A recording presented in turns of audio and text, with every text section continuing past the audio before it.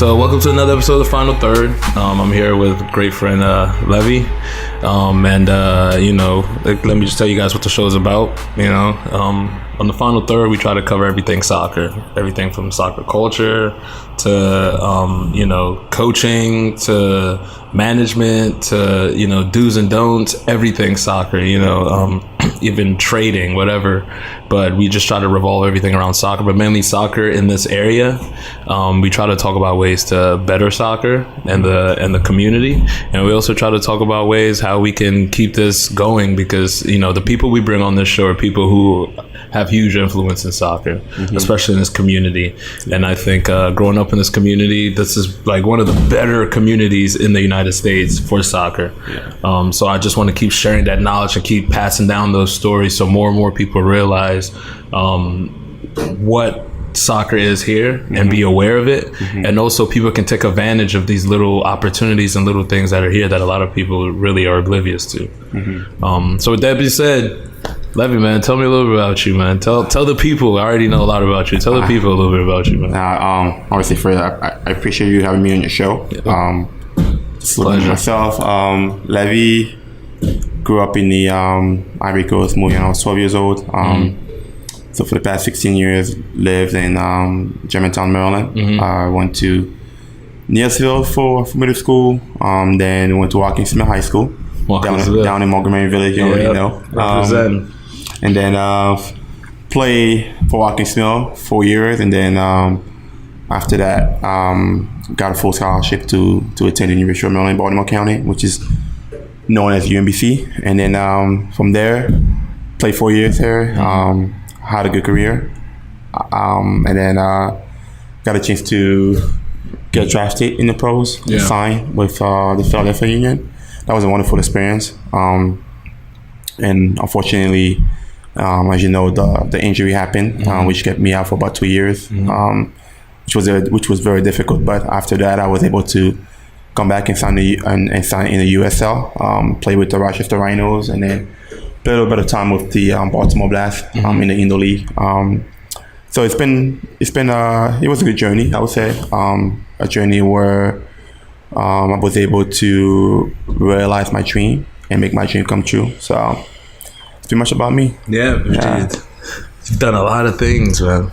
I tried. And you're still super young. It's the cool part, man. Yeah, 29 now. Yeah, 29. So now I'm just coaching, being able to just come from after having a professional career and still being able to come back in the community and be able to give back to the kid is it's a great joy for me. So yeah. So let's go back to your upbringing, growing up in the area, growing up in Germantown. Went to Neilsville Middle School. Did Daniel go to Neilsville too? Yeah, Daniel went to Daniel went to Neilsville. Daniel was actually my first friend. Yeah, was the first friend I made in America. I think he was in my math class or something, and I remember this guy was about my height. Very good on the ball. Extremely good on the ball. Very technical, and I was like, okay, cool. Like, we spoke two different languages. Yeah, because I spoke French, he spoke English. Yeah. But obviously, soccer is a universal language. It's a universal language. So I remember we just started kicking, just started playing soccer ball, and then honestly, we just became good. We just became very good friends. Now we're like best friend pretty much. So. Levi, if you're familiar with the area, you used to jog from around where Watkins Mill is, down all the way down that road, Montgomery Village, past the lakes, past the library to 355. Yeah, I know. And then jog, and you didn't even know me at this point, and I didn't know you at this point, but I knew of these stories. I knew of this man, the myth, the legend. Yeah, I know. You know what I mean? So you're creating, and now they're training us. And I was a young guy there. He was a senior guy. So he's like, we have to train at this level. We have to run at this level. And that's where a lot of my learning how to play too happened. So indirectly, without you realizing, you're changing these things. And let me just read some of your accolades, because you described a lot about the blessings and how just the opportunity came. But let's be real, you put in a lot of work. Yeah. You know what I mean? You put in a lot of work. So some of your accolades from you at a young age, you were first team all-state selection, first team all-metro honoree. Yeah. You know what I mean? You 38 goals in your junior season. Yeah. You know what I mean? Like, Jesus, like there's all this top honors in the Gazette, you know, took the team to number 2 ranking in the Washington Post, you know, scored an assist in a big win over Springbrook. What's his name there then? Was Koku there then? I don't know, maybe. You know? So yeah, man, you've done a hell of a lot of things. Yeah. And then when we get to your college career, you realize you even start doing even greater things. Yeah. So the hard work you were putting in for the young guys that are out there that are, you know, freshmen right now, or even juniors that want to get to D1, you know, what are the little things? Yeah, I think I've always believed in hard work and dedication. And discipline. I think nowadays, I think a lot of kids have the dream and the ambition to become better, or to play professional, or to play at the college level, but not a lot of kids have the discipline to do so, and not a lot of kids have the determination to do so. It's hard work, like you say. I think it's discipline.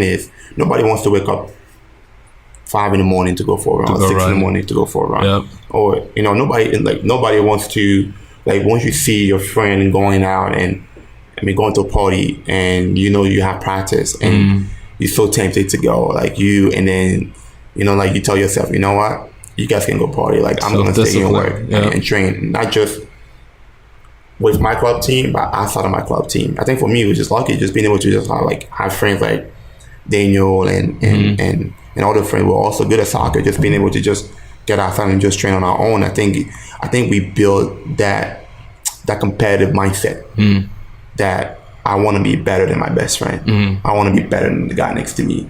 So if he's running 2 miles, I need to run 3 miles. I think I started to develop that mindset without even letting my friends know. So I was competing against them without even them knowing that. But at the same time, I was also competing against myself because, like, you know what, Levi, you can do better. You should do better. So I think it's a lot of hard work. I think there's a term I always use is empty the bucket. I cannot go home knowing that I still have something left inside of me. And I think I developed that from a very, very, very young age. I think I've always been like, I would go home knowing that I gave everything either at practice or I gave everything doing my own personal training. And I always believe that hard work pays off. You know, I think a lot of people see it and like, oh man, like, you were so successful, but they don't know that when I started playing organized club for Potomac, I always tell people that they think I'm lying. Like, I really started playing truly organized soccer at the age of 15? You know, or 16, my freshman year of high school. You know, and there was kids in my high school who have been playing soccer or organized soccer since they were 11. 4 or 5. You know what I'm saying? Because, like, I come from a different background. Yeah.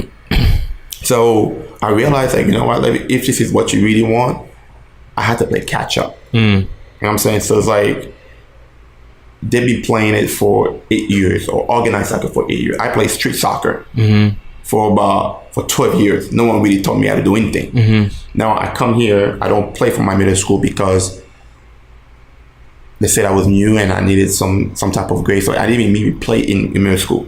So I show up in high school and I'm playing against kids who know more about the game than I do. Not necessarily them being better than me, but have more knowledge about the game than I do. So at this point, guess what? I have to play catch up. So the catch up is what is putting more work in them. Yeah. You know, if they're training twice a week, I need to train 7 days a week or 6 days a week because I'm playing catch up. And when I started playing with Potomac, people were like, whoa, like at one point I became the best player on my Potomac team, carrying the team, even though I don't like saying it.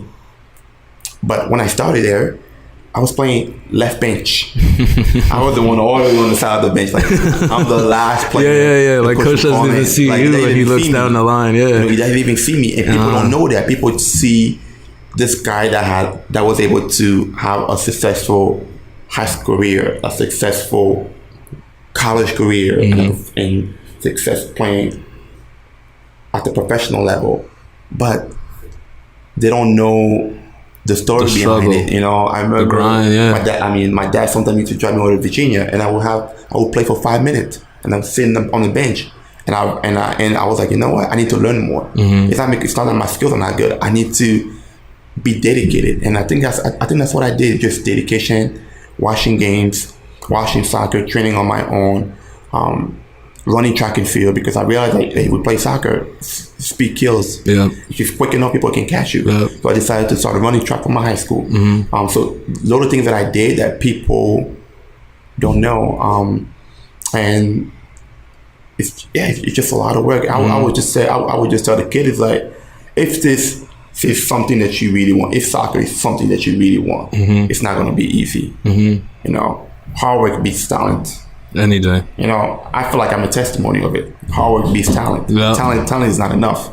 You know, if you don't empty the bucket, if you're not disciplined, if you're not dedicated, you can have all the dreams that you want, but everybody dream, but not everybody's willing to put the work. That's very true. You know, that's fact. Everybody dream, but not everybody's willing to put the work. So you just so that's pretty much how I would say just having the mindset to just want to train and want to get better, and dedication, determination, discipline. So yeah, that's amazing, because those are things that I mean, you can kind of camouflage, or you can kind of act, or you can kind of tiptoe around it. Yeah, and a lot of kids do that today, you know what I mean? A lot of kids do that. Sooner or later it's gonna show. A lot of kids do that. And especially like now, like coaching, like you see a kid who's super talented, and you see that the kid is not giving their best. They want to take the shortcut. Like, it drives you crazy. It's nuts. As a coach, it drives me nuts. It's like, what are you doing? And the thing is, like, some of them don't realize it, or some of them don't embrace that. They're like, oh, you know, like, he gets on me, or he doesn't like me. But if you have a lot of talent, and like you said, some of them don't realize it, and some people are not willing to put the work in. And it's that simple. I think we are I think now, like, this new generation is, everything is given to them. You know, mommy does everything, daddy does everything. You know, we playing in leagues where even the last place team gets medal, trophies, participation. You know, participation. You know, I think that's killing our culture. That's killing our culture. We need to start teaching kids. You know, you have to earn everything. You know, you need to have the mindset of a go-getter. You know, you need to have a mindset of like Zlatan said, you need to have a mindset of a lion. A lion, yeah. You know, you gotta fight for what you want. You gotta go hunt for what you want. Yeah. You know, you can't just chill and my coach is gonna come to practice and put some cones down and tell me what to do twice a week or 3 times a week for an hour and a half, and you think that you're gonna get better. No. So I would say it's just a different mindset that people have nowadays, but there's still kids who have the mindset, and those kids, one thing that we can tell them as coaches: dedication, discipline, and hard work. So there are those aspects, so now I think there are 3 main aspects that can get you to that highest plateau. And it's crazy, without even realizing, you already hit on 2 of the biggest ones, which is the self, yourself, the work you put in, the hard work, emptying that bucket. You know, the other one is also that chance that, you know, because you coming up in an area and at a time where these guys are just coming together and soccer is growing in a community, and that one coach comes to watch this guy and it's just like sees a whole thing of talent, you know, that's also kind of a divine intervention where you have that lucky chance, that break. But you got to own it. You got to seize it, though. I agree, you know what I mean? Or God's creating, or whoever you want to say is putting this opportunity in front of you, but it's your job to go out and, like a lion, hunt for it. You know, that gazelle's there, but you got to go get it. So now the third thing that I want to say that I think is super, super important, and you kind of hit on it a little bit, but I want to delve more into it, is your guidance, your mentorship, your coaching, your parents. Because even like you were saying, sometimes you drive all the way to Virginia and sit on the bench for 5 minutes, or sit on the bench until 5 minutes and get 5 minutes of playing time. And your dad would have to drive you all the way back. Even now, some of my kids that don't empty out their buckets at practice, they sit on the bench. And instead of them coming and asking me, Coach, what can I do to get better? I'm getting an email from a parent. So what is my son doing wrong? He's not doing it. Well, that's not what he says. He thinks it's not unfair and blah, blah, blah, blah, blah, which is crippling the kid, but they don't know that. Yeah. You know what I mean? So I think top coaching, not top coaching, but good coaching, good leadership from parents and mentors and things like that are also super, super important. So did you have people like this or people that weren't like this, or like what was that third aspect for you? How was it growing up? Yeah, I think for me, guidance was, I would say I was blessed because I was able to play for Coach Eckert, who I think coached for maybe 16 or 17 season at Watkins Mill. Till today, he may not have a very strong relationship. He's like an older brother, uncle, a second father. Nice. He's my guy. So amazing. I had him when I was a ninth grader at Watkins Mill. So and not just me, I think he mentored a lot of kids. I think he was that one person that saw so much talent in us and decided to just take us under his wing and guide us. I think he makes sure that, we would do well in school. His classroom was always open. So during lunch, we would not be wandering in the hallways or just hanging out with the wrong crowd. He made sure that his room was open, where all the soccer boys will go to his room at lunchtime, and then we would just eat there. It was like a safe place. And that kind of also give him the opportunity to at least keep his eyes on us, in some ways, providing rides, talking to college coaches for us. Wow. That was huge because obviously college coaches come watch.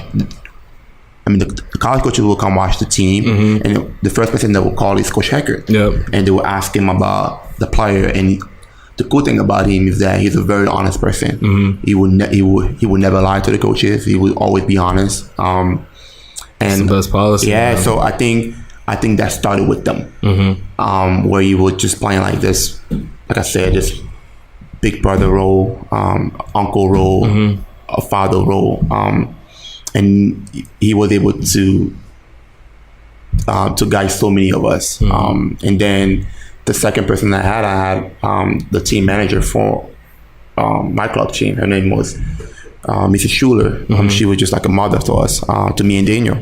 She brought us on board, gave us a scholarship to play for the team, make sure that we were at every college showcase, because obviously, African parents sometimes they can't get to everywhere. So sometimes parents were not able to take us to places, and she always provided that. That's awesome. And my club coach, I play for Josh Shapiro, who he's a head coach at Tufts University down in Boston. Okay. They actually won, I think, 2 or 3 national championships for D3. Wow. So he's done a very good job there. And I got lucky because he was my club coach. Right. So he was able to give us that guidance because he was at the time he was an assistant at American University. And then he went from American to Georgetown University. So he already knew the college system. So he was able to just guide me in terms of what to do. So I think I think you're very right. I think nowadays, we as coaches or people who just coach in the community, think we have that duty to be able to just guide the younger generation, and showing them that, hey, there is, there's a light at the end of the tunnel. Yeah. There's green grass on the other side. So I think it's very important. I think if we are able to guide the next generation the same way other people did for us, I think we'll be able to see kids from the community do well as well. So, man, I think having those 3 aspects changes everything. And, it sounds like you had plentiful of all of those. It's all God's grace. Yeah. So that's awesome. And it's crazy because it's all in this area. It's not like you have to go. Some people feel like I have to send my kid to this part of the United States to learn and to get these opportunities and to play with these type of players but it's all happening in this little Germantown, Montgomery County area. Yeah, it all happened in the village, Montgomery Village. You feel me? That's where everything happened. So that's awesome. Yeah. So it's here. It's here. It's here. I think it's here. I think it's about people trusting it. I think people don't fully trust the people or the coaches who come from these areas. Right. I think people think to trust more, the coaches who wear the big jacket, the nice they look clothing. great. And then, I think a lot of the parents don't trust. And I think it's a trust, I think it's building a relationship with these people and building that trust where a parent could be like, I trust what Coach Levy said, or I trust what Coach Phil said. Right. Even if he doesn't coach for Potomac or for Bethesda, but at least based on his career path, I can actually trust him. So, I do think there's coaches here, and I think I'm, like I said, I've always speak very highly of you, especially what you're doing at IMC with the girls. Thanks, there's also young coaches from these areas who can try to build a college program, and MC didn't have to go to New York or to go to England to recruit a coach to come and build a program. I think you're doing a fantastic job. I think that's big. I think that's a testimony of the young talented coaches that we have in our area. So that's true. Yeah. So speaking of college, college. Let's get to your college days, which let's keep it on the field because on the field, I heard you were the man at UMBC too, man. No, I wasn't the man. I was trying to be he wasn't. Man. Well, let's see how much of a man you were. No, I'm not the man. I was just not the player on the team, man. Bro, so you averaged 2.5 points a game. So that's at least a goal and an assist a game. Yeah. You know what I mean? You led, I think you were a nation leading scorer at UMBC, the first that program has ever seen. Yeah. You know what I mean? You destroyed record. Look at this. There's like 3 paragraphs of just your accolades at UMBC. So first team All Northeast honoree, first team All Star, national leader in scoring, athlete of the year. Just over and over and over and over again. The success speaks for itself at that level. Yeah. So how did it? So now you're at a point where only few people have gotten to now. Everybody was playing club, everybody was playing but you got to empty your bucket every day. You had that mentor that told you this, and you listened, you pushed yourself, you learned, you competed with your friends. Now you got to this point where it's like, okay, now I'm at a pivotal point. Yeah. Now I can either get to uncharted lands, a place where nobody has ever been before that I know of in my community. You know what I mean? Yeah. Or I can just be where everybody has said, okay, now the job is done. At least you've gotten there. So how was it being this type of player in college and then still having the mindset like, screw that, man, I'm still going to empty out my bucket every day because there's more for me? Yeah, I think, again, like I said, I always go back to where I grew up. I think as I grew up back home in Africa, so it's just like tough environment. You play with your older brothers in the neighborhood. They kick you. You don't cry. You get up and you play. So I grew up with a mentality, and for people who know me, I'm very feisty when I play. Even though I'm an attacking player, I'm very feisty, especially when I think now growing up, a little bit older now, I kind of like calm down a bit. But I think I was very feisty, even as an attacking player. So that carried on into high school, and I also carried on into college. I think when I got to college, that hunger was still there. Like that fire became even bigger. Oh wow! It was just like, okay, high school, college. High school and club. By my sophomore year, I was able to, in some ways, build a gap between me and my friends. But the college, my college year, my freshman year of college, the gap kept getting. I could see that the gap was getting bigger and bigger. and I knew that I was getting better. I was getting better. I was reading the game faster. I was fast. I was quicker on the field. I was fast. I could dribble.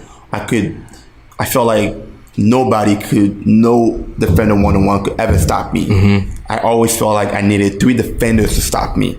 So, and I started realizing that by just how I was playing the game. I realized that it was super easy for me to beat a defender. It was super easy for me to beat 2 defenders. And I realized that in front of the goal, I was deadly. I was like, and I don't know where it came from, but I can guarantee you that it's all the work that I've put, of course, off the field, without a doubt, man. For so many years. I felt like it came to a point where it just hit at the right moment, at the right time. All the years that I put on the track, I been track and field, Phil. Where my friends were like, "What are you doing? What are you running track?" Like nobody likes to run. African, right? Really and the thought of track just running, so, just to run. What? So I remember absurd, I was telling my friends, I was like, I'm doing it for a reason. Yeah. Like, don't worry, I'm doing it for I'm doing it to get even faster, because I'm like, if I'm able to burn a kid in high school, when I get to college, I will be a freshman. I'll be playing against people with seniors. There's no JV or varsity. Yeah. I need to be even faster. Yeah. So everybody's gonna be fast. So it's crazy because I was thinking about all these things ahead of time. So by the time I got to college, the speed was already there. The strength was already there. That separation, that gap, I felt like was getting bigger and bigger, because I felt like my friends were here and I was just continuing to just climbing the ladder. And I think not because I was better than them, not because I was more talented than them, because I was just hungry. Yeah. Phil, I was hungry for success.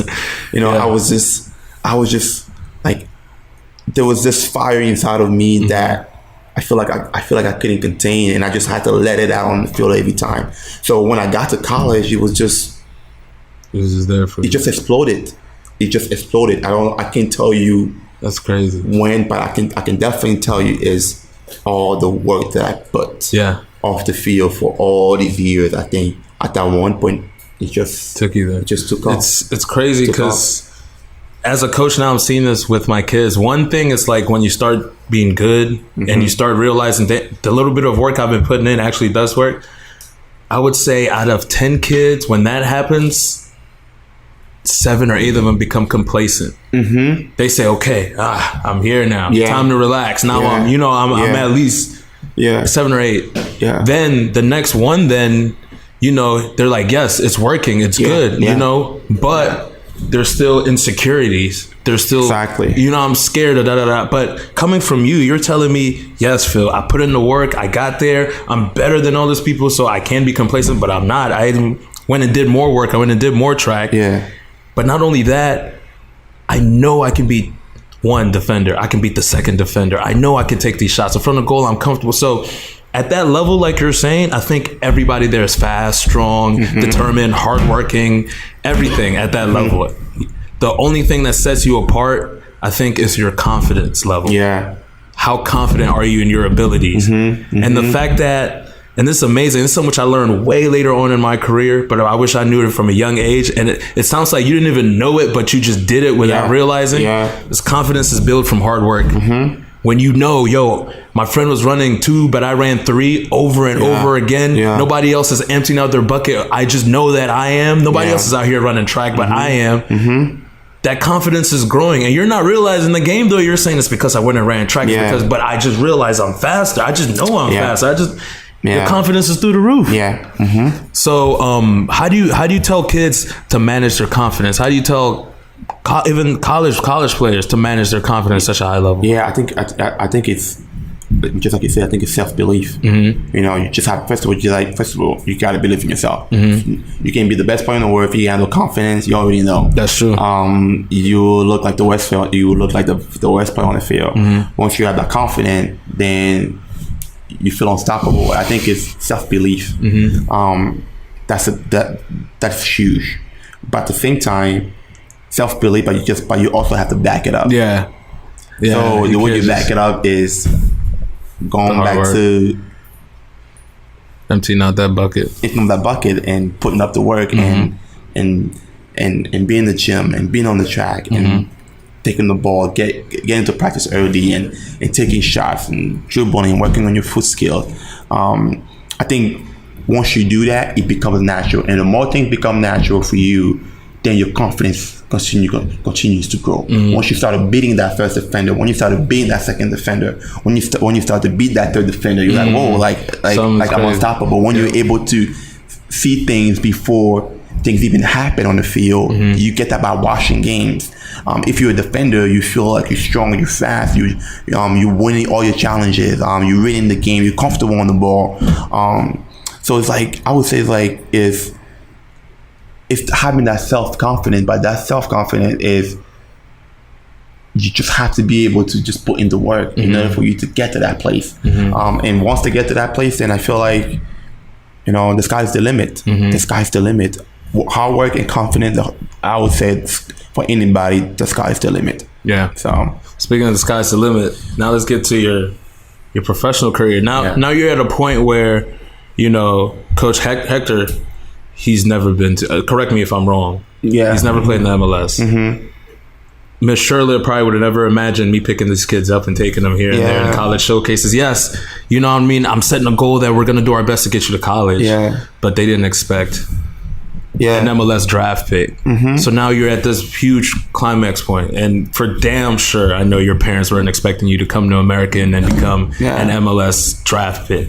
But by the grace of God, it happens. Yeah. So now you're at this level. What are you telling yourself in your head? Think, if I want to take you back a little bit, is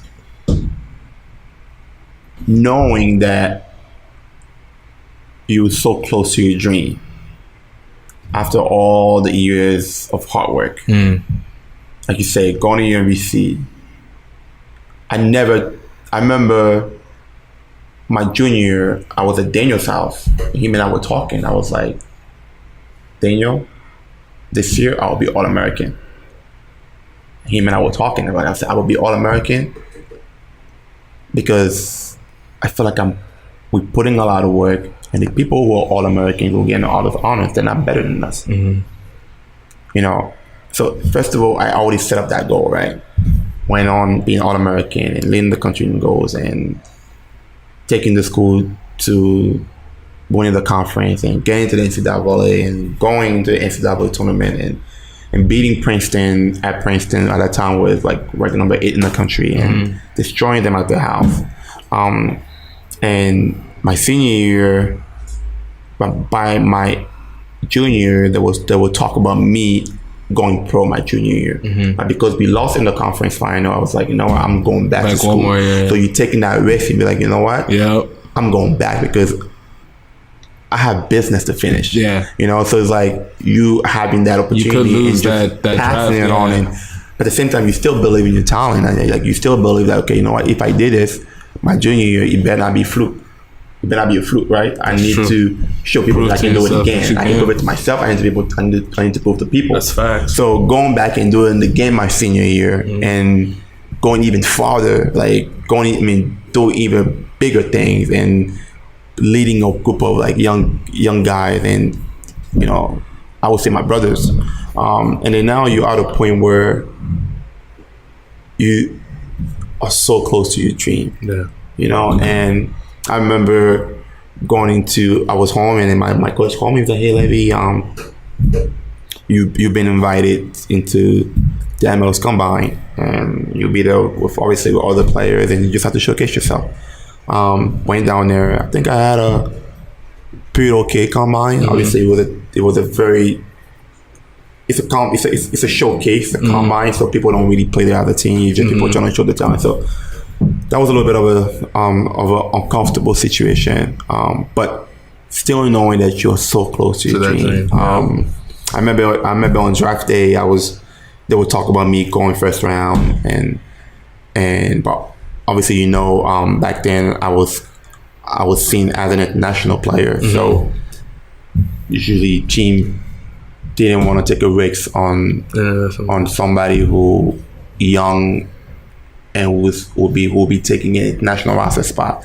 So I think that did not play out in my favor. Yeah. But I was very lucky enough to have Coach Peter Novak take a chance on me.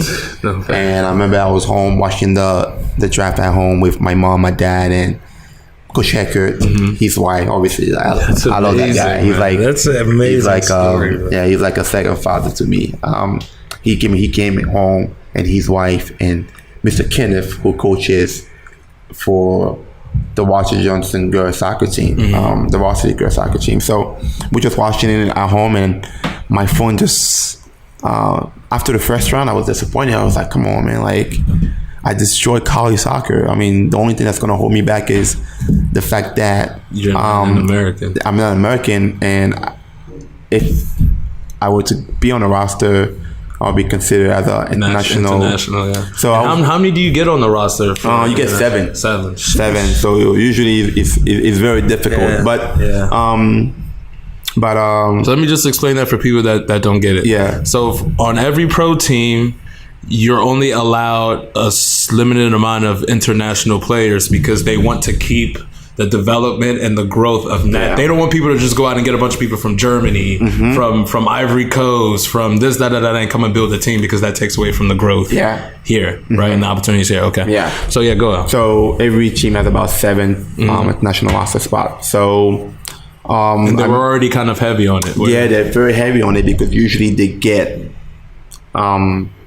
like internationals from like South America or from Europe. So you just have to be a big time to be able to have that spot. So it's not really easy to get it. That's true. And I remember at that time I was like, oh man, like, you know, that kind of sucks. But I was like, you know what, you just don't pick me here because of that.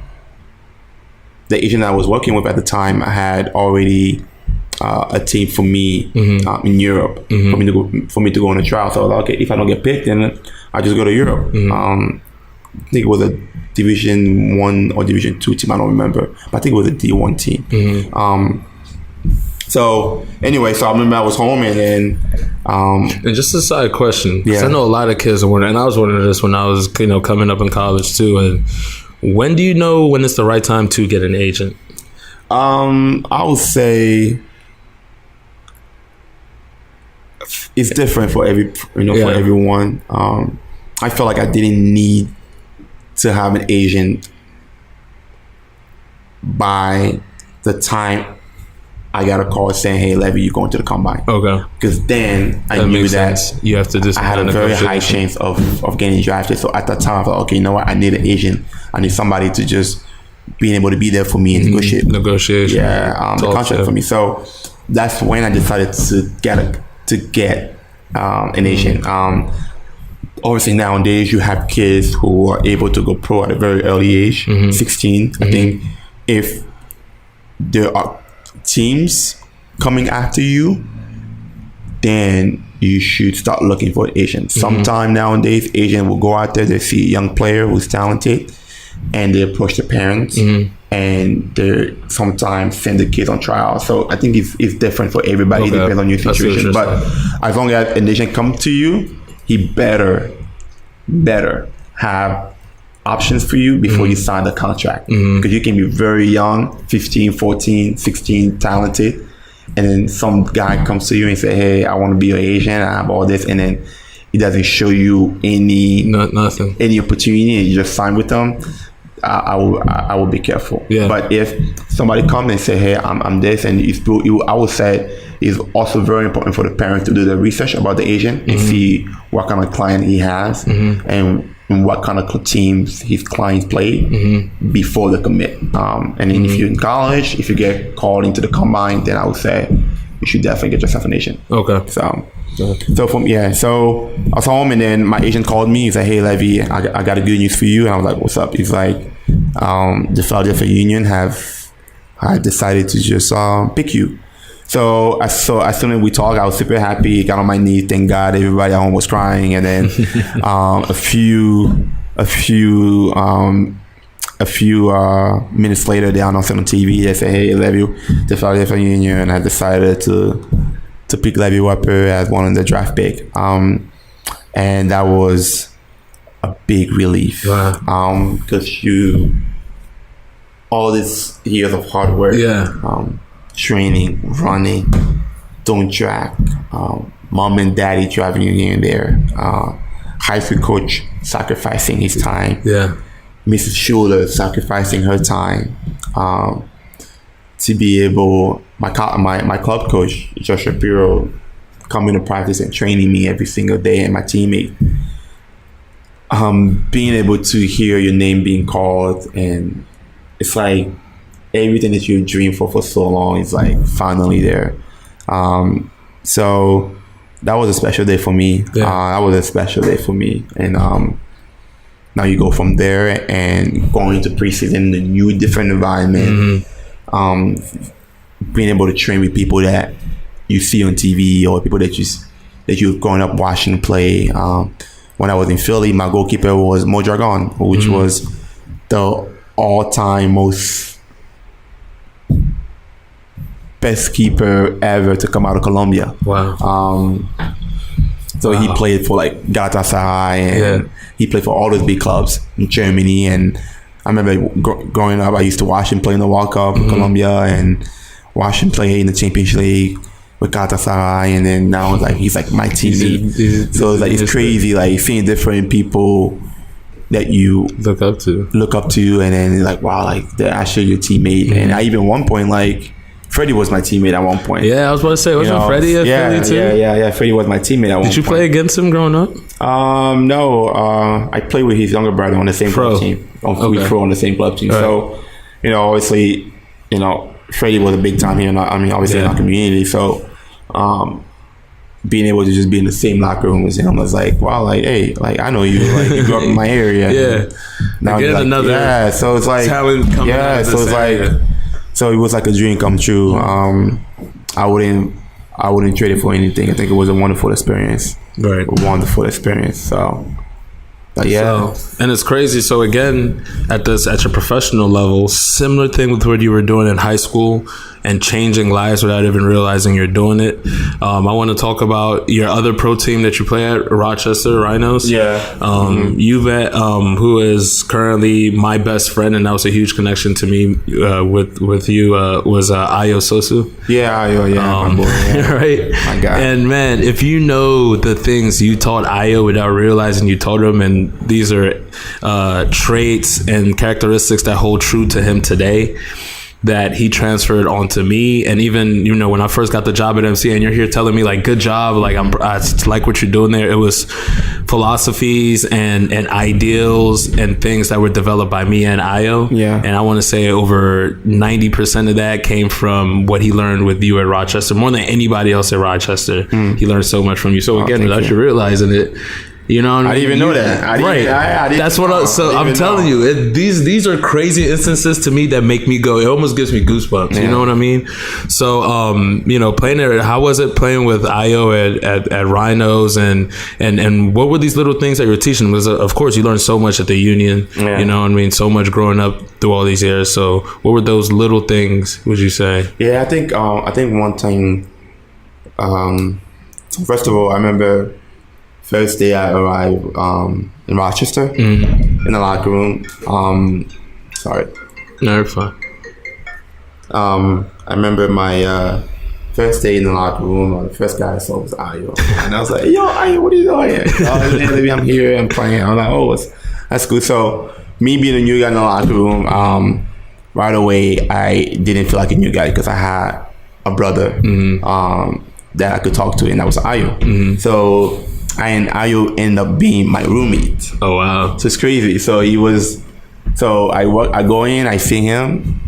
It's my teammate, and then the coach tells me, "Okay, Ayo's gonna be your roommate." So awesome. We got to share the same apartment. Yeah. So it was we had a blast there. I think one thing that for sure I felt like I brought to Rochester is discipline.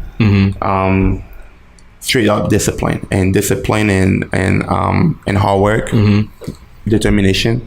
I think with Ayo is trying to help him with a mindset that even if things don't go the way you want it to go, you still got to keep pushing it because you are in charge of your own destiny in some sense. Obviously, God is. Yeah. But God gave you an ability, and you just got to keep on pushing. So I think with Tom, I think it was just being able to just pushing him and trying to motivate him to believe in himself, motivate him to express himself freely on the field. Obviously, we played for Bob Lilly, who was, I think, was a great coach, but a different mindset than what we used to. So it was an adjustment for all of us. But I think for me, coming from Philly and being able to play under Peter Novak, who was a very tough guy, I was able to handle Lilly better. Bob Lilly a little better. So being polite, being respectful, because he's my coach, and just hard work. You know, just putting your head down and work. Not just working for the coach, not working just for yourself, but working for your teammate, working for the city. So I think we all were able to just build a very good friendship till today. I didn't even know I was teaching him all that. I think those are the things that I was doing for myself. So I'm telling you, man, some of the stuff, and this is stuff that we teach our girls today and I use every day. Some of the little things, like how you're telling me about going through adversity. I remember he gave a huge speech about how, you know, when he was playing, similar story to you, you know, went over and was playing professionally in I think it was Denmark. Can't remember where. You know, first division, and you know, for one reason or another, had to come back home and was kind of down about it. You know what I mean? This was probably about the time he was going to Rochester Rhinos, so he's just feeling like it's him against the world. You know, his parents weren't really all that into him playing soccer in the first place, so you know, he feels like a disappointment. You know, and so he's telling this heartfelt story, but then you know, he has you there. And, you know, you guys went to adversity together and you helped him throughout a lot of things in life.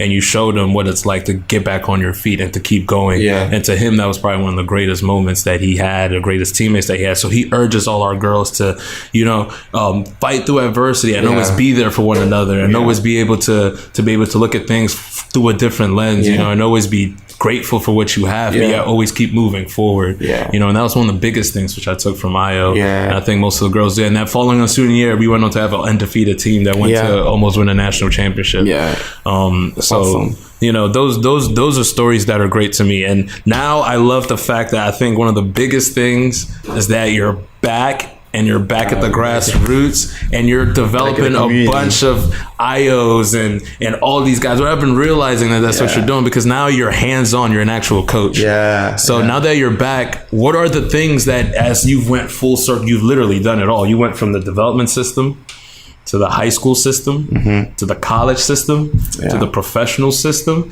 and then now you're back, you know, coaching and back with the community. So what are the things that worked? What are the things that did it? And as a coach, what are your big takeaways or your big policies that you try to follow, that you try to stay true to every day you step on the field to coach? I think being back in the community is awesome. Being able to just be back, but I think a lot have changed. I think a lot have changed in the coaching world, especially in soccer in general. I think soccer, growing up, soccer was gaining the attention, but I feel like now it's like soccer is like a multi-million-dollar business. Money, so man. There's dollar signs. So a lot of people are really feeding into this. But I think for me, I just try to stay true to my roots, true to what got me to what I was able to achieve, which is humility, being able to give an opportunity to those who don't necessarily will have an opportunity because of where they come from. In some ways, giving them the exposure, having patience with kids, because I realized that that's what I felt like I needed when I started playing organized soccer. Investing your time. I don't see a lot of coaches really investing the time, because, like I said, coaching has become a full-time job for some people. And there's nothing wrong with that there's nothing wrong with it if you're doing it the right way, but there's an issue with it if you're not doing it the right way. So I think for me, being back in the community, and of course having my brother, one of my guy, Coco, starting world class premier. The man himself. So me coming back at home, I felt like I didn't need to coach for Bethesda. I didn't need to coach for Potomac because because everything had changed. The system had changed.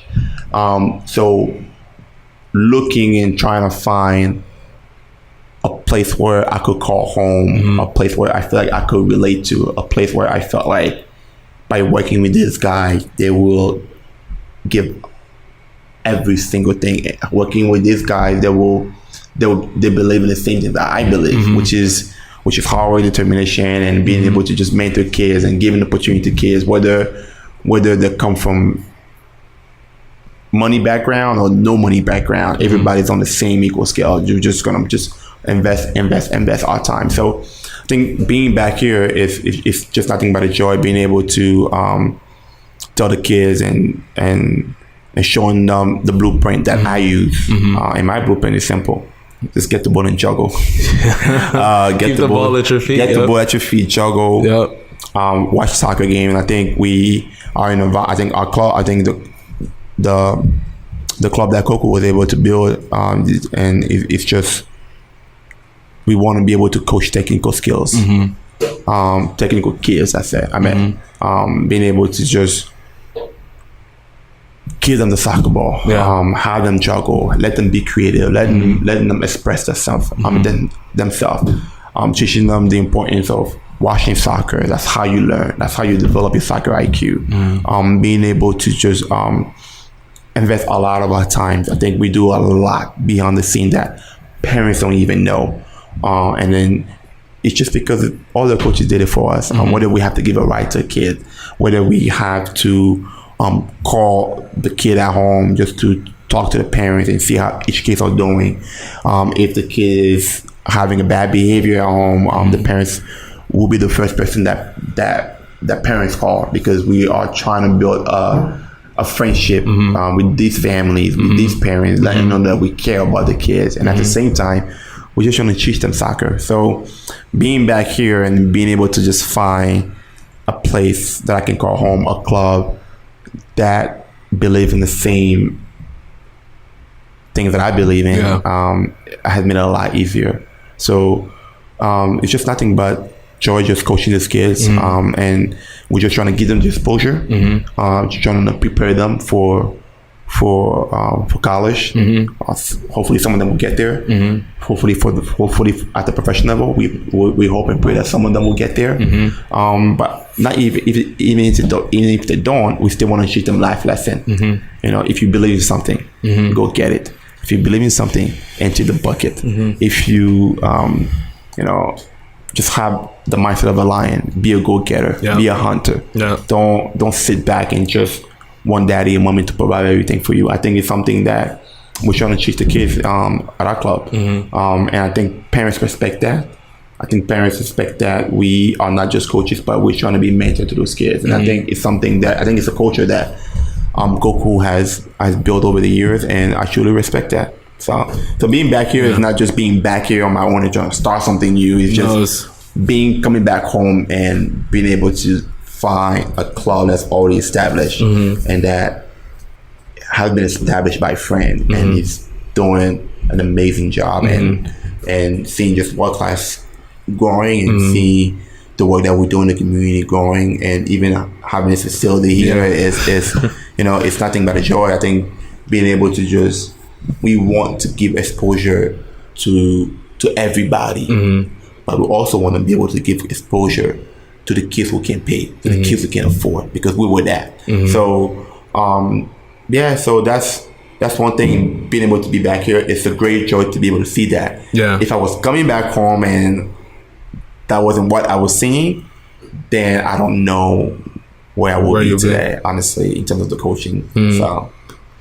So like, I mean, everything you're saying is spot on with, like, for example, how I got when Coco approached me and we sat down and talked through Ayo too. Ayo was the one that linked us up together, and he told me over, like, he sees what I'm doing at the college and he's loving the direction I'm going in. And just in one conversation with Coco, and listening to his ideals and what he wants to change in the soccer community and what he wants to keep going in the soccer community just completely like came full circle to where I felt my purpose was. So I didn't even hesitate when he gave me the opportunity to come on board and be part of this program. And as you can see now, you know, I'm taking it, I'm trying to be fruitful with it and kind of doing my own thing with it. But those ideals that he had just shines through. And it's crazy sitting here hearing your story, actually reading up on your story and actually growing up and hearing, like I said, you were like a legend, a myth, like this guy, you know what I mean? So, and then finally having to sit here and a point in my life where I feel like I find my purpose, and I'm discussing with you and a person which I've always looked up to, and you're saying, you know, we're kind of in the line. I think it's a beautiful thing. And that soccer being that universal language is what we started off this conversation with. And I think this whole thing is a testament of that, you know, and I'm super, super glad. And again, that's God. That's a blessing from God to put all of us in this scenario. And I think you guys are changing. We are changing the culture here. And an example of that would be, for example, we have 2 of your girls that are playing for us at the college, both of them on scholarships. You guys gave us the only 2 girls that were scholarship caliber athletes, full rides, right? Now these 2 girls are the bedrock of our team. You know, these 2 girls, Ashley, she's a holding midfielder, and Mackie, she's one of our attacking midfielders. Mackie just scored a game-winning goal today and 2 assists versus a team that's supposed to go on and go to nationals and stuff. You know what I mean? And it was a conference game. They're undefeated in the conference. We've lost 1 game in the conference. So if we beat them, we're tied. But because we beat them, we go to first in the conference, a chance to win a conference trophy. So Mackie slots in a beautiful, it's a cross, and she chested it, volleys it in. You know what I mean? Yeah, she got so she had a lot of talent though. Lots of talent. And Ashley Zambrano is just everything for us in the midfield. And these are freshmen, and they're playing at this high level. So a testament to you guys and your coaching. Daniel, which is his best friend or his great friend that you grew up with since Watkins Mill. He was running 2 miles. I don't know if it was him that you were talking about. He was running 2 miles and you were running 3. But you guys are doing a phenomenal job with the coaching. You guys are doing a phenomenal job with the development. And I want to get your story, the stuff that you've done, the stuff that you're doing out to the masses, because I think it's just phenomenal. You know, if there's one thing that you want to take away, you want the people that are listening, viewing, whatever it may be, to take away from this conversation, what would it be? And I would just say, for every kid who had the dream and the passion to play, I think it's possible. I think it will be up to them to put the work. Like I said, discipline, focus, determination, hunger, just being able to just go out there and just go get it, and being able to just connect yourself with people or with coaches that can help you get better. And I think if there's any kids that have the dream to do so, it is possible. It is any kid in doesn't matter where they're from, whether they're from Montgomery Village, Germantown, Gettysburg, Bethesda, Potomac, they're all kids, you know, and they all deserve a chance. So it's just dedication and just working hard, I would say. And I think for every parent who's listening to this, I think our community has changed a lot in terms of coaching. There's so many coaches, there's so many programs, and not everybody is doing it the right way. And I think it's very important for parents to educate themselves about the game, to know who are the right people, who are the right coaches, what are the clubs doing, what are the coaches doing. Some parents come and drop off their kid and then leave. I hate that. They don't know. I always say watch. Parents should stay at practice and watch the practices. I make it mandatory. At least 2 practices a season. Watch they gotta what watch the coaches are doing. We have parents who drop off their kid in the state, and we love it. You know, we try to encourage all the parents, don't leave, don't go sit in your cars, just stand outside and just watch what we're doing. So tomorrow, if another coach comes and tells you something, you should know whether it is a lie or whether that coach is being honest. You know, and even if you happen to be at a different club and you see that the coach is not really doing what they're supposed to be doing, you can actually challenge the coach. You know, I think because parents don't educate themselves about the game, there tends to be a lot of